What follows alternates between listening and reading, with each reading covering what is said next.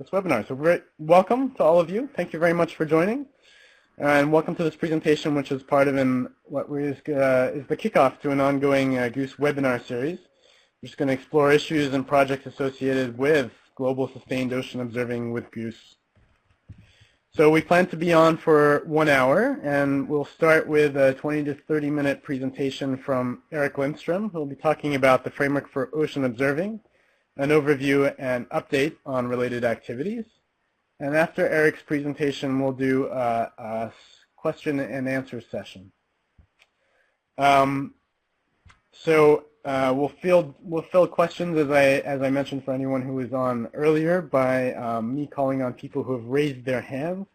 And so in your Adobe Connect interface, one of the icons on the upper left-hand side allows you to raise your hand. So please know that this session is being recorded, and we will make the recordings available on the GOOS website for anyone who's not able to join in live. And thanks very much for joining us. So this month, our presenter is Eric Lindstrom. Eric is the Physical Oceanography Program Scientist in the Science Mission Directorate at NASA headquarters in Washington, D.C. in the U.S. He's program scientist for a number of satellite missions, including QuickScat, JASON, JASON-2, JASON-3, SWAT, and the Aquarius satellite missions. And he leads in the Earth Science Division climate focus area. You mostly know him as the co-chair now of the Global Ocean Observing System Steering Committee. He's also co-chair of the U.S. Interagency Ocean Observations Committee. And formerly, in the GOOS world, he was chair of the Ocean Observations Panel for Climate. Out of the Ocean Obs 09 meeting, Eric co-chaired also a task team that worked on building an integrated framework for sustained ocean observations. And their main output was this framework for ocean observing that Eric is going to talk to us about now. So I would like to hand over, Andrea, if you could hand over presentation rights to Eric, then we can move on with the presentation. Thanks.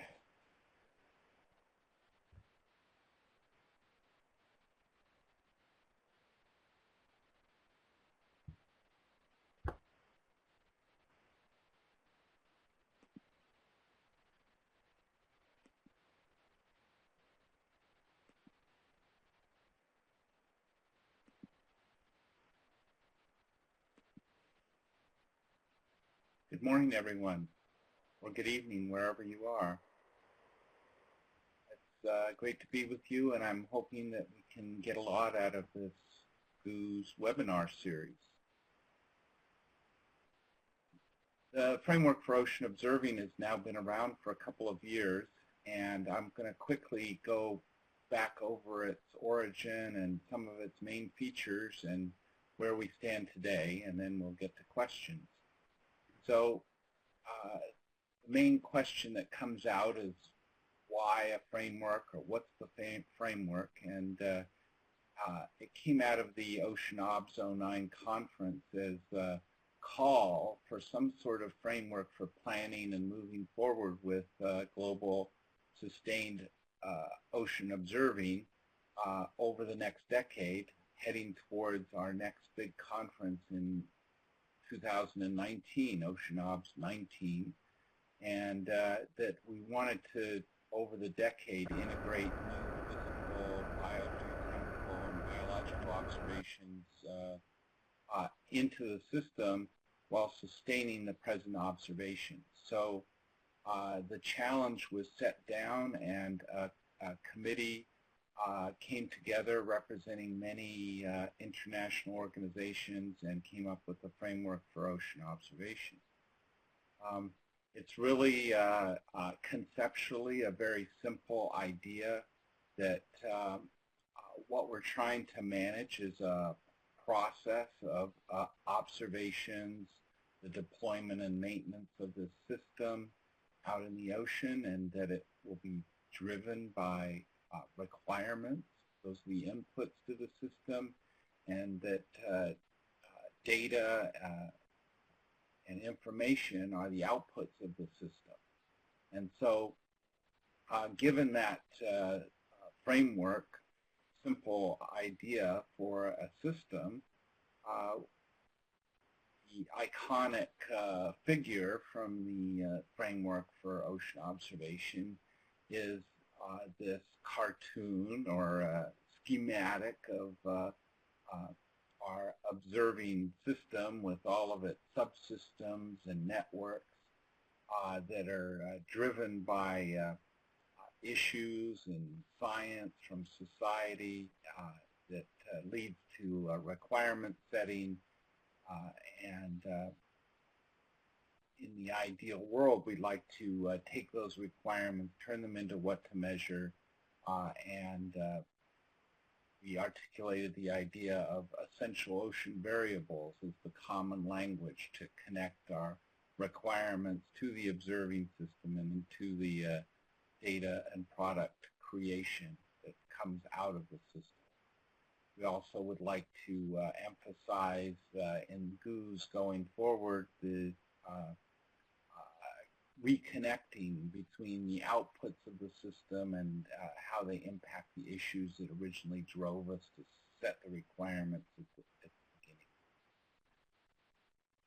So one of these main characteristics of the framework are these essential ocean variables, and trying to set them and get wide buy-in for a particular set of essential ocean variables. This has been very successful in the climate realm with essential climate variables in the global climate observing system. Many of the physical ocean variables are the same as the essential climate variables, but there are also essential variables for weather. The biodiversity community has come up with essential biodiversity variables, and so on. So there are crossovers with these other groups, and it's becoming a pretty common language, and this is really good, giving us articulating our requirements in terms of variables gives them a very long shelf life instead of articulating them in terms of particular measurement technology. Another aspect of the essential ocean variables, and it's also been a best practice, I think, for at least 20 years, is trying to assess our investments in ocean observations in terms of both their feasibility and impact. Is that the GOOS that we got out of Ocean Obs 99 back in 1999, and we've been monitoring for more than a decade, use the same logic to try and assess the feasibility and impact of various observation networks.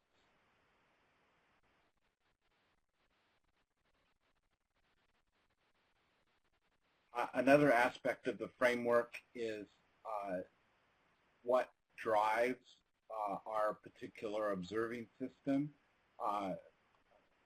Through the early 21st century, we've had a system largely driven by climate and weather requirements, particularly the climate requirements were seen to be the most stringent, and it drove many of the arrays that we have into their present form.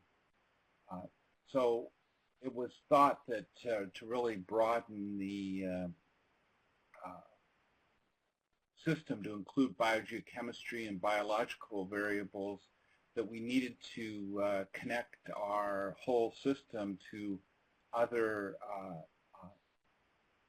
global requirement setters or drivers, conventions, treaties, whatsoever. The Framework Convention on Climate Change really gives us the Global Climate Observing System Implementation Plan, which is an overarching driver for many of the physical ocean variables at the moment. But the vision is that by 2020 we would have these other drivers in play, regional priorities, fisheries, the world ocean assessments and the like, and that would lead to a broader set of requirements, an expanded set of essential ocean variables, and lead to expansions in the observing system and the networks. So that's the vision.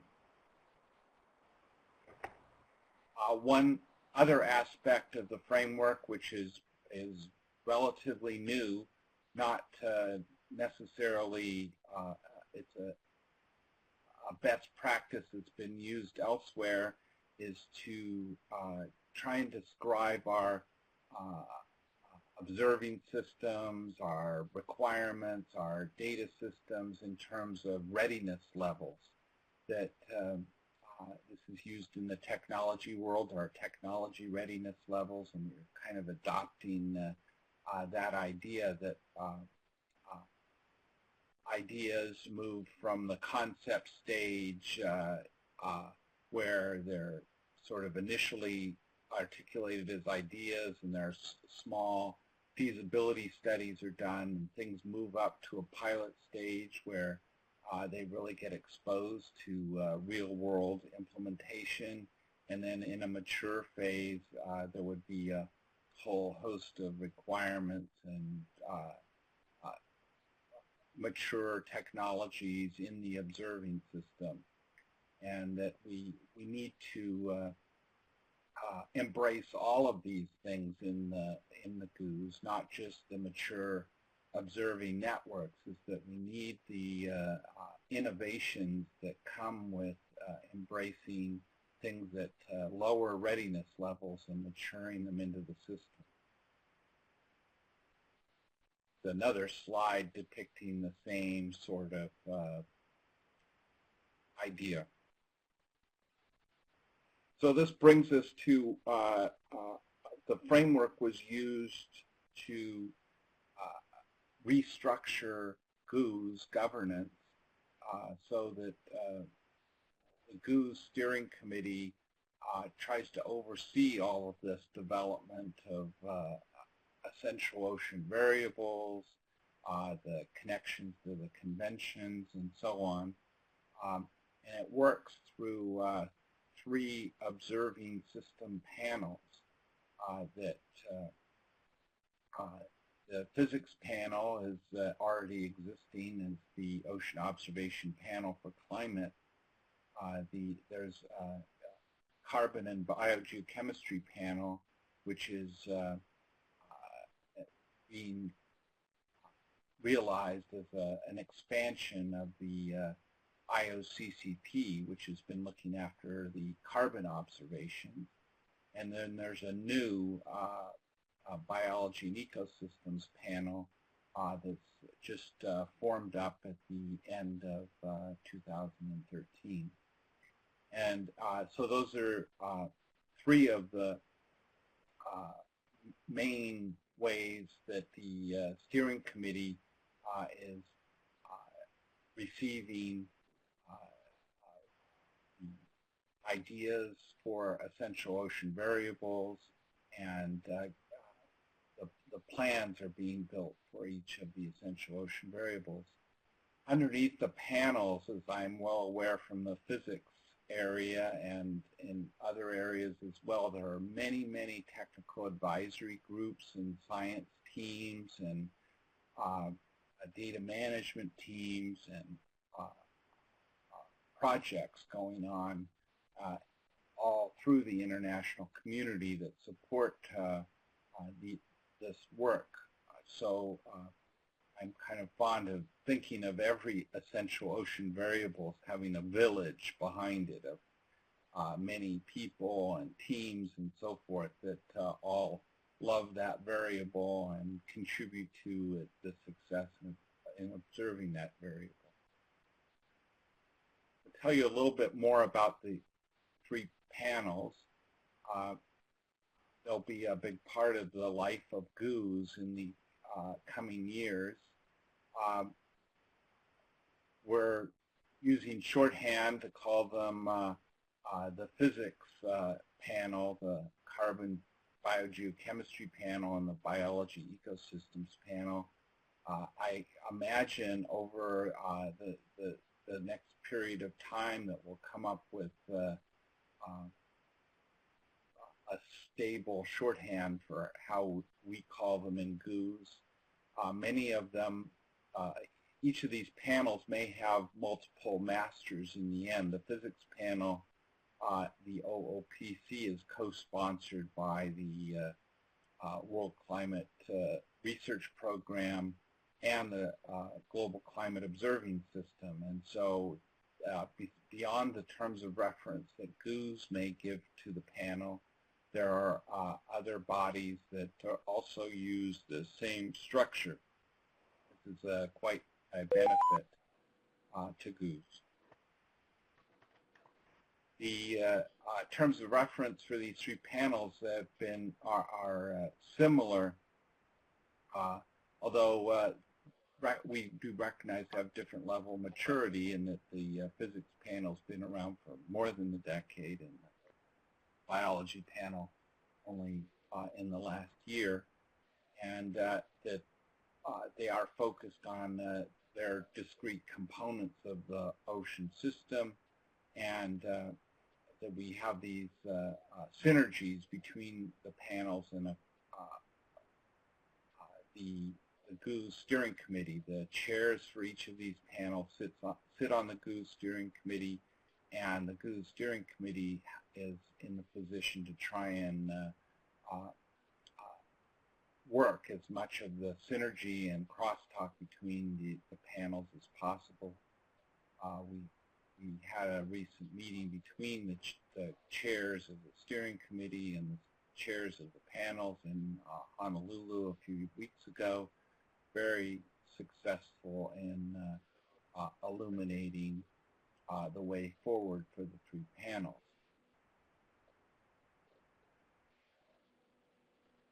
So these common terms of reference, what do the panels do is they review and prioritize requirements for sustained ocean observing. In particular, an activity that's going on full force now is to define or amend the essential ocean variables based on current scientific and societal information needs. In the physics realm, the EOVs are well established under the climate observing system, but it will be undergoing changes every 5 years. The Global Climate Observing System implementation plan is amended and updated, and so there's a review of the essential ocean variables within that. The biogeochemistry and biology panels are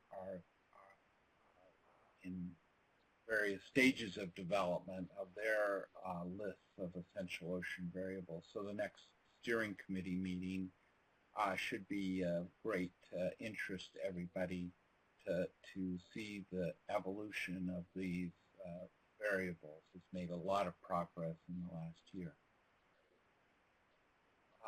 Another aspect of the terms of reference is to assess the readiness of the observing technologies and identifying those that have high feasibility and high potential impact, and to try and move them along into the system and take advantage of both of those aspects in their readiness. We always have to be an ongoing project for panels, and for GOOS is assessing the adequacy of the present global essential ocean variables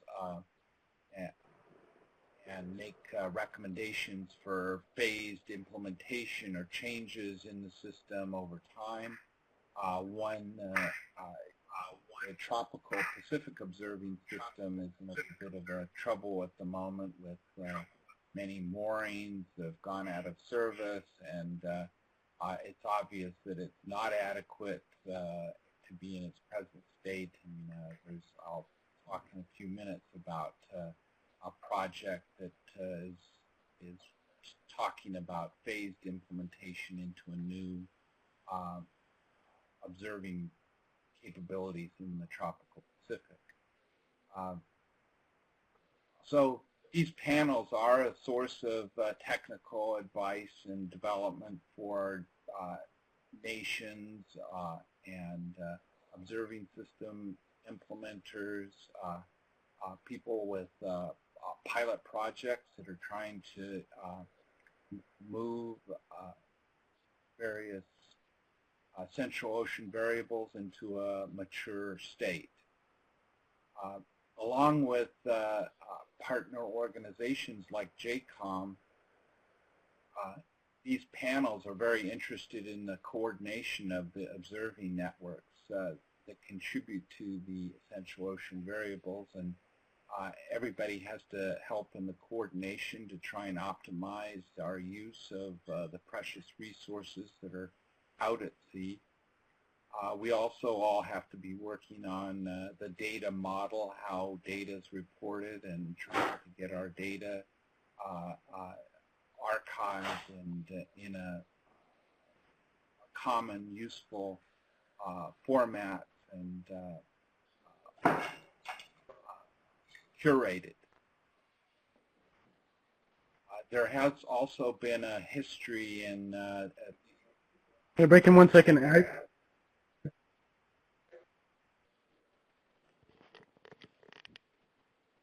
I just wanted to ask everybody to please mute because we've got some interference. Thanks. Okay. So, sorry, Albert, Pierre-Yves speaking. I just connected 10 minutes ago. Yes, hi, this is Nadia. I also connected 5 minutes ago. thanks everybody for joining. Thank you for joining, but please mute while we're listening to Eric. Thanks. So another process that's been ongoing is evaluations of parts of the observing system for their adequacy, trying to give them an overall review from time to time. And there's also been an aspect of trying to liaise and advocate for the agreed plans, so working with the climate convention and so on to make sure that the plans that are agreed to by the convention are the implementable, executable plans by the observing community.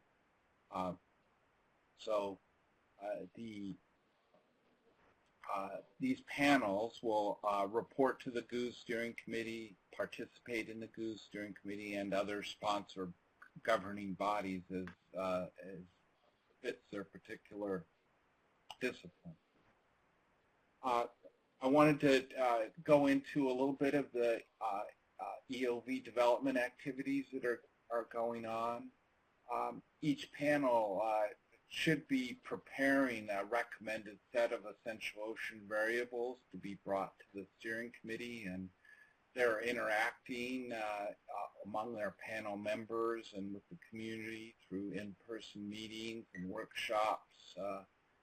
They're trying to create a list of fundamental measurements needed to address the current scientific and societal ocean-related issues. And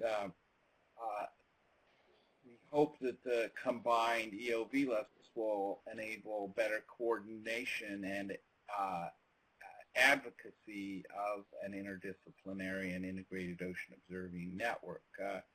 So this is the realization of the improved multidisciplinary GOOS, and I see that on our horizon now as we will have our first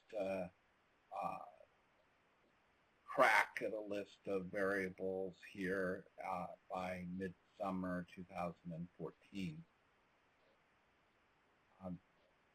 The OOPC met in September in Silver Spring, and they built a 5-year work plan.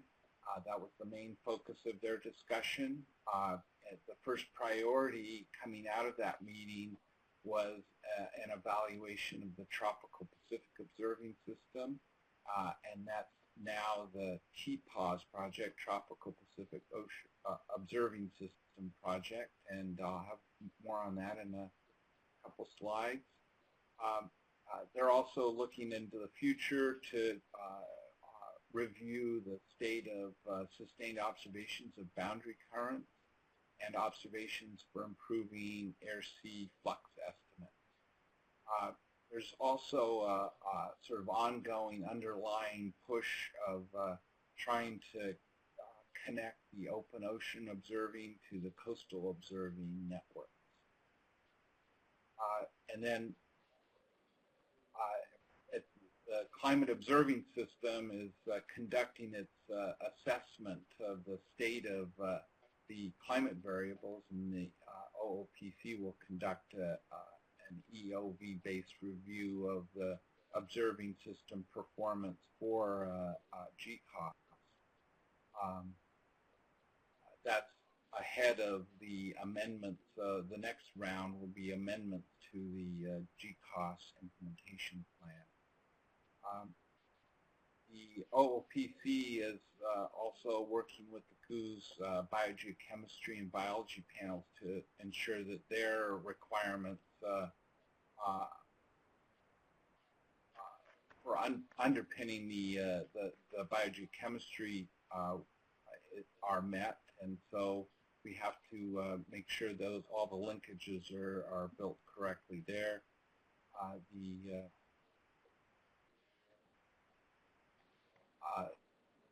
OOPC also has to work with the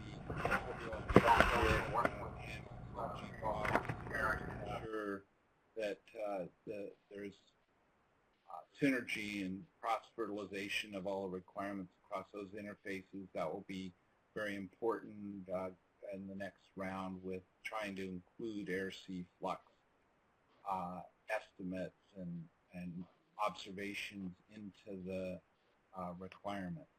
So the GOOS physics panel will meet again in Barcelona in July.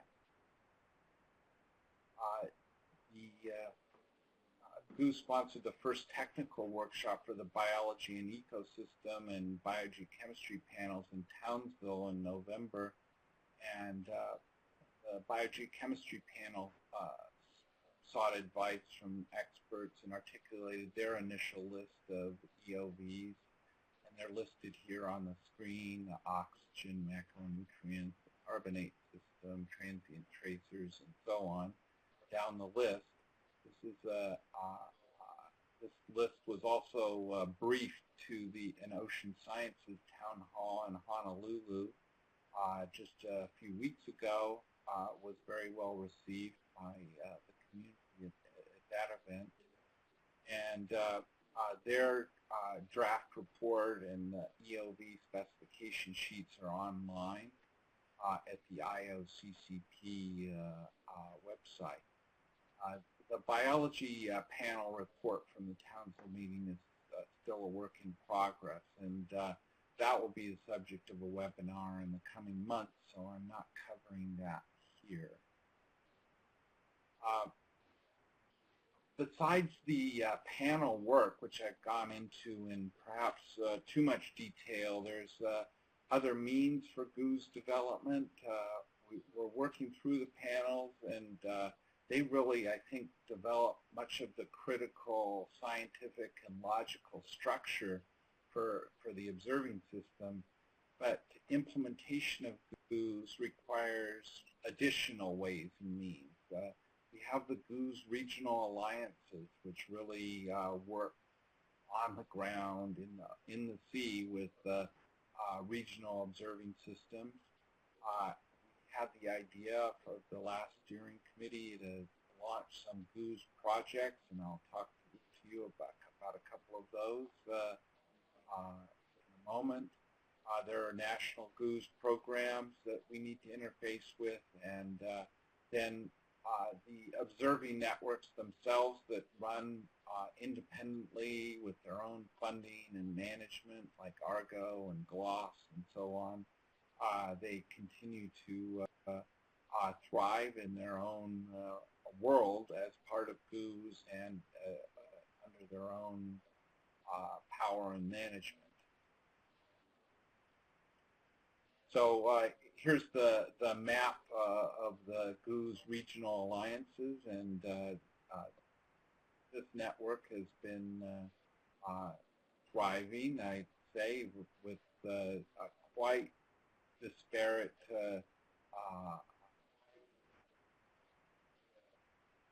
development and implementation. Some are very far along, some have a long way to go to be fully functional, but there's a lot of crosstalk going along. Zdenka Willis from the U.S. has done a very admirable job as the chair of the GOOS Regional Alliance Council in the last 2 years. So one of the projects that is emerging what is out of the OOPC and the need to assess the state of the Tropical Pacific Observing System, and we're calling this project TPOS 2020, and it's set out to achieve the transition from the present loosely coordinated set of ocean observing activities in the tropical Pacific, which are very important to many users in terms of monitoring the El Nino Southern Oscillation phenomena, into a more systematic and sustained observing system by 2020. The present system is crippled by lack of ship resources and moorings not being serviced and so on. So it's really a need to stop, try and recover the system and move it on to a new set of technology and capabilities without losing the climate record. So there is this focus on the tropical Pacific Ocean, which independent of GOOS would be going on, but they can use GOOS very usefully and the framework to move ahead to build new partnerships in the meteorological and in the regional ocean communities to figure out a strategy for a tropical Pacific observing system that would be realized by 2020. So the general idea is that there are 3 steps to try and recover the system that is in disarray at the moment by the end of 2014. NOAA, for example, is committed to bring the tropical moored array back up to 80% data return by the end of the year. There's a serious attempt to do that. Whether they'll reach the goal or not is known. But then as this recovery is going on, there's planning on what should the system look like in 2020. How many moorings? How will gliders be used? How will satellites be used? What's the new design? And then there will be the third step is to try and get from where we are now to that new design in the next 5 years. So they've set up, the idea is to set up a steering committee for the Tropical Pacific Observing System and a resource forum, and that these would be under GOOS steering committee as a GOOS project. It's already got a number of task teams working, the steering committee's being formed, and Katie Hill has been spending a considerable amount of time marshaling these resources, and there was a very big workshop on this material in January in San Diego, and there's more information available at the GOOS website. Also, another project that's developed in GOOS is the deep ocean observing strategy, also pointed towards some realization by 2020. This is developed a little bit differently. The details are available at the GOOS website. We're trying to achieve the transition from this loosely coordinated set of very sparse ocean observing activities in the deep ocean to a more systematic and sustained deep ocean observing network by 2020. So pulling together all the existing activities, enhancements where possible, try and pull them together into a more coordinated and cohesive activity. So the timeline that we identified, we had a workshop back in 2012 and the writing of a strategy. We're here in 2014. We're trying to have agreement on the proposed project and are trying to roll out the results and get some more wider buy-in by the various observing systems that are already out there, and begin to identify some pilot activities and initial the funders, and maybe get to some implementation and really be able to show some clear progress on the deep ocean by 2019, 2020 year. So the structure of this project is parallel to the Tropical Pacific project, where we have a deep ocean observing strategy steering committee with some task teams and we'll also try and put together a resource forum of agency representatives who fund deep ocean activities, that there would be representatives of each of these and some sort of GOOS executive, and that would also report to the GOOS steering committee. So these are two projects out working on their own, trying to be self-funding, self-sustaining, getting their own staff, working their directions, and both of them are using the Framework for Ocean Observing as their guiding document.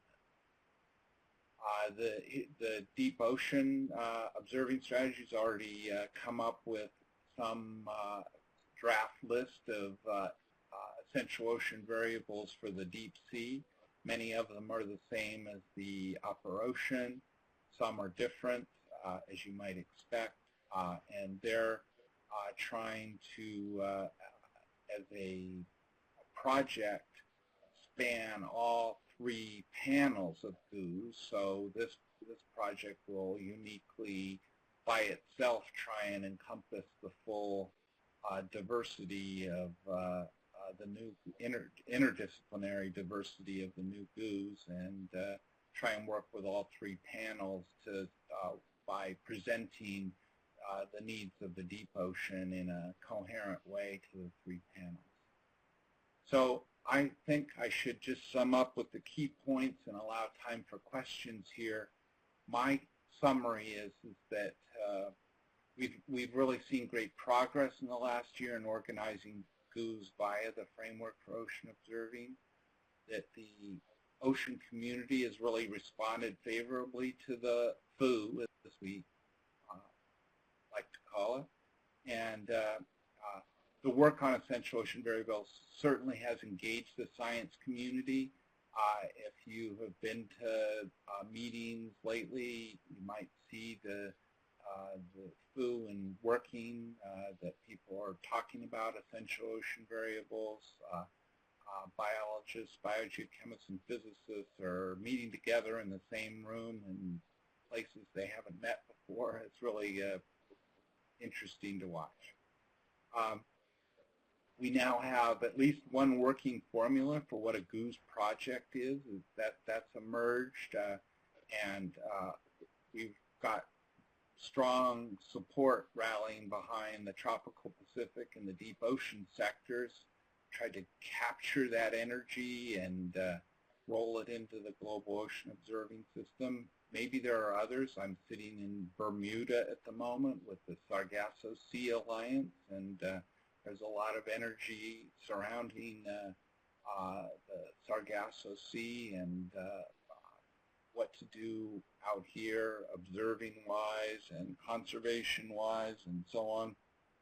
So there is potentially money and interest in doing some sort of project in this region.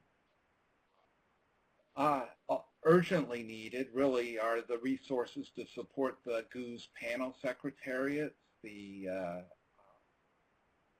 is probably our most urgent need, is to get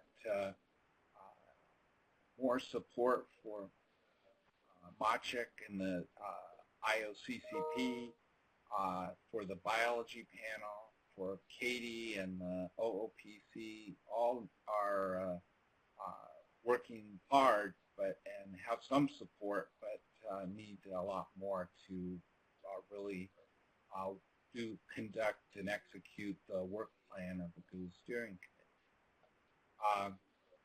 Our plan going forward is for the GOOS steering committee and the GOOS physics panel, the OOPC, to meet the same week in Barcelona. That's the 21st to the 26th of July, with the OOPC meeting first and then the GOOS steering committee meeting in the latter part of the week. And finally, I'd say the next webinar is scheduled for very soon, in March, and then they would be spaced out in approximately monthly intervals. And the subject of the next webinar would be the deep ocean observing strategy. So thank you very much for listening, and I'll hand it back over to Albert.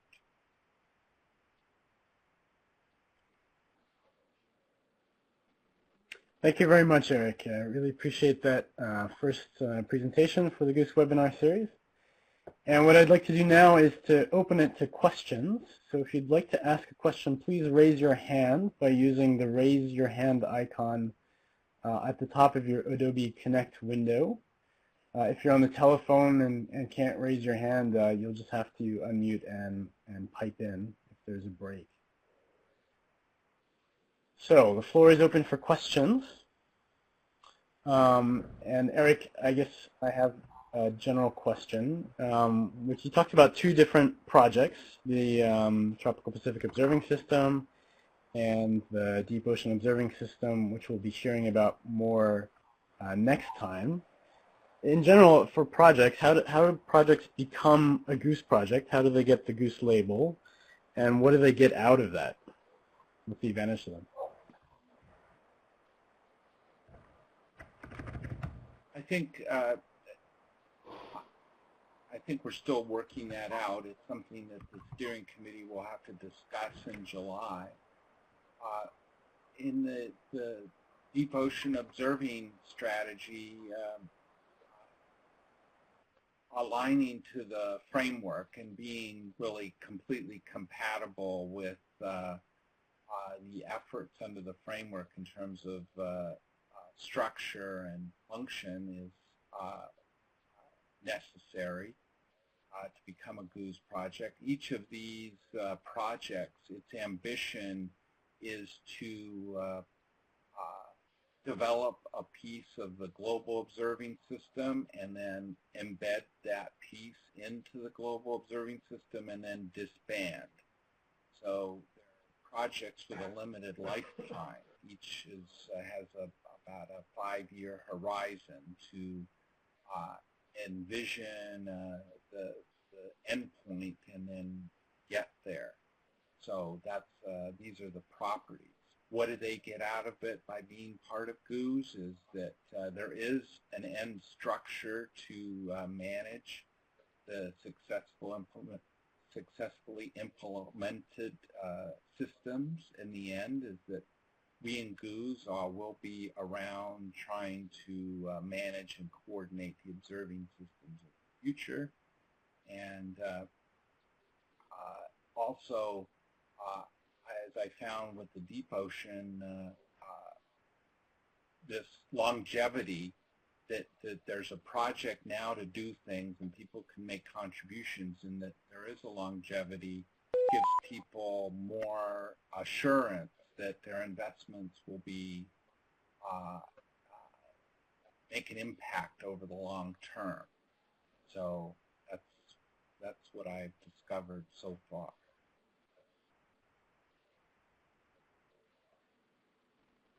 Back to you. Thanks again, Eric. So again, the floor is open for questions. You can ask a question by raising your hand in Adobe Connect. If you're on the telephone, please just speak up. And if you don't have a microphone connected, you can type your question into the chat and type it into the everyone chat window. So are there any questions for Eric? Okay. Yes, Pierre-Yves by phone. Go ahead, Pierre. Hello? Go ahead, please. Hello? Do you hear me? Yes, we hear you. Go ahead. Okay. Yeah, okay, cool. So I had actually the same remark as Albert on this, what we name a GOOS project, on the role of the GOOS steering committee to approve project and also for the monitoring of the project. I think we had this discussion at the last steering committee meeting, and I think we should go back on this when we meet in Barcelona, because it's not totally clear to me what the process is, and also how, in the end of the day, we raise resources, national resources, to contribute to these different projects. So that's I think something which is very important for us. I also have questions on the way we exchange documents, because I personally I get information from OPC on different panels, but I think there are meetings for the biogeochemistry panel, for the biology panels. I mean, we did not get, and actually I did not get, as a GOOS steering committee member, information on reports and whatever. Maybe they are available somewhere, but I think we should maybe progress in the way we exchange information in between meetings. So it's not really a question, it's just a suggestion for improvement. Yeah, no. That comment is very well taken, and in fact, at the panel chairs meeting just last week in Hawaii, we really highlighted communications as something that the GOOS project office as a collective whole needs to put a lot of effort into, put high priority into. I don't, Eric, did you want to answer further to that question about the project? I agree with Pierre's comment. I would not contend that the process is crystal clear as to how you become a GOOS project, but where both of these activities that have become projects have emerged out of GOOS sort of in an organic way. They have their own unique capabilities. They have a distinct amount of energy that you can either waste it having them try to adhere to some bureaucratic process, or you can capture it to help the momentum of GOOS going forward. And I think at the moment we're leaning a little towards not trying to bureaucratize them, but give them independence to pursue the mission that they have for themselves. And as long as they're working within the framework for ocean observing, we can work out the details with each project. So they are experiments, and I think we'll learn as we go some lessons about how to better constitute GOOS projects.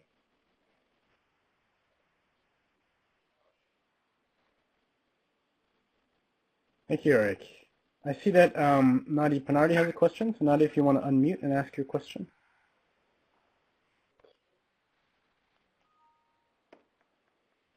Yes, can you hear me? Ed? Can you hear me now? Yes, Nadia, we can hear you. Go ahead.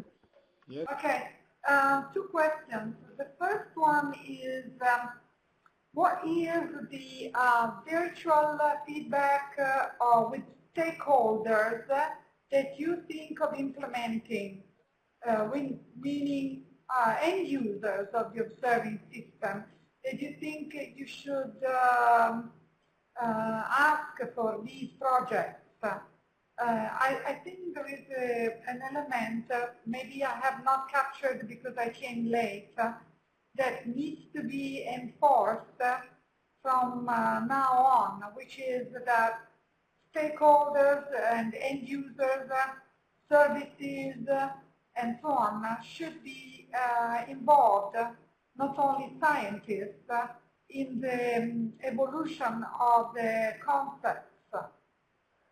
And I just wanted to know if you have a strategy for that, and JCOM should help in that. And I just want to know what is the possible strategy. Thanks, Nadia. That's a So that was the first question. Go ahead, Eric. Question, Nadia.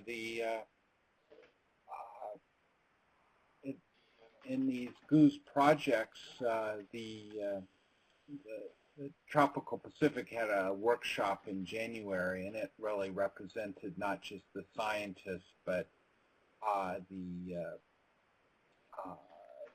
forecast centers that are using the system, deployers of the observations, the people maintaining it, and so on. And there was a need to further reach out to potential stakeholders in the new system. More biology and biogeochemists need to be brought on board as things develop over the next year. And it's different, again, for the deep ocean, where I would say you spotted that it's mainly the scientists who have gotten together to try and articulate the science case for deep ocean observing, but there are other sectors that could be brought in and stakeholders on that, and that is certainly a direction to go. We're trying to figure out the right ways to go out next to a broader set of audience. The first one that we would like to do is to now reach out to the observing system components that already exist, and they all come with their own stakeholder groups. So we will get more stakeholders involved in deep ocean observations brought in, as we discussed, with the Southern Ocean System or cable observatories or the deep sea cable people and so on, what the possibilities are. So well, I think I can answer your question. It's not much of a strategy, but we're just trying to expand the reach of the projects as we feel comfortable with our current group. And every time we get to a new comfort level, we break it and reach out for a wider stakeholder group. Yeah, I think this is becoming. Nadia, you said you had. I think this is becoming more and more important. And just to close, I think. Sorry, Nadia, you said you had two questions. Excuse me? I just wanted to finish to say that in the your outline of the different projects and so on, maybe you should always have a stakeholder, I don't know how to call it, a group, I don't know, a panel or whatever, but it should be, I mean, just an easy thing to do is that these people should talk to have stakeholders panels within the projects. so that they at least are aware that I think this is a necessary development. We cannot be only technology driven at this point.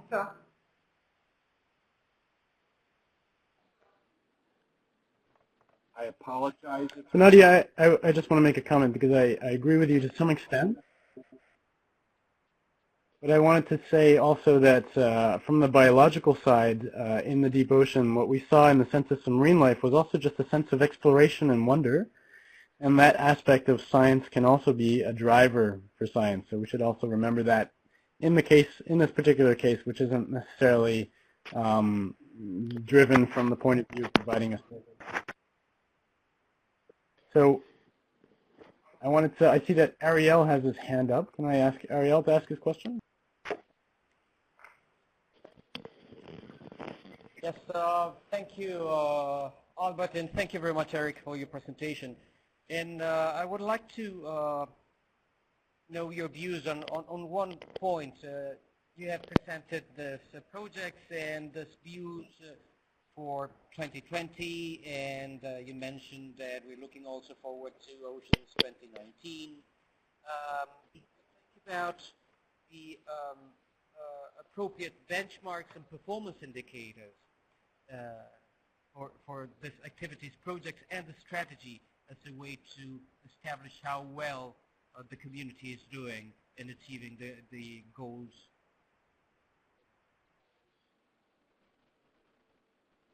I didn't quite get the question, but I think if I did interpret it correctly, the one thing that the GOOS steering committee and the panels need to work on is new ways of measuring our progress.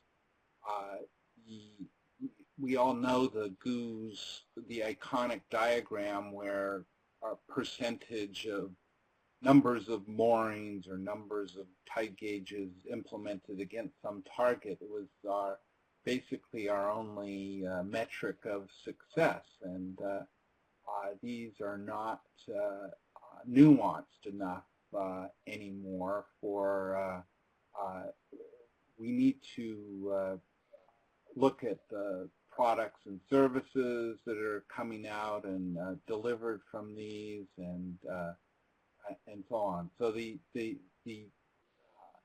I'm well aware of the push is in the climate observing system to try and make an assessments of adequacy and impact in new and better ways. It's a little early in the biogeochemistry and biology realm to be pushing them too hard on that. They're still trying to figure out, get common ground on variables. But I think that we do need to put some energy into these measures of success as we go forward. Back to you. Well, in a way, you captured part of my intervention. Since we are including now the societal benefits as a driver, I agree with you that just the number of how much we have set of a network is not enough. So I think it's appropriate in a stage where you're considering new projects or activities to include in some way, and it's not an easy task, the benchmarks and the performance indicators as a way to respond to the end users and the stakeholders as how well are we capturing the needs and requirements or responding to them.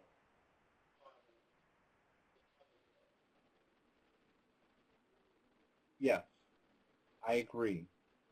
We need to do this. And I think of the new projects, the Tropical Pacific Observing System is probably going to be a poster child for that, is really demonstrating how a new system will be improved or how it will give better forecasts you know, how important it is to society to have the array out there and in what form. These are all questions that they're wrestling with.